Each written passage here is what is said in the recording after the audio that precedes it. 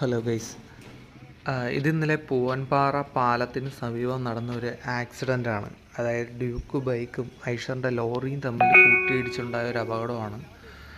ബൈക്കിൻ്റെ ഓണർക്ക് കാലിന് സാരമായിട്ടുള്ള പരിക്കുണ്ട്. ടയർ പുള്ളിയുടെ കാലിലാണ് കയറി നിന്നത്. അപ്പം എനിക്ക് പറയാനുള്ളതെന്ന് പറഞ്ഞാൽ എല്ലാവരും സേഫായിട്ട് വണ്ടി ഓടിക്കുക.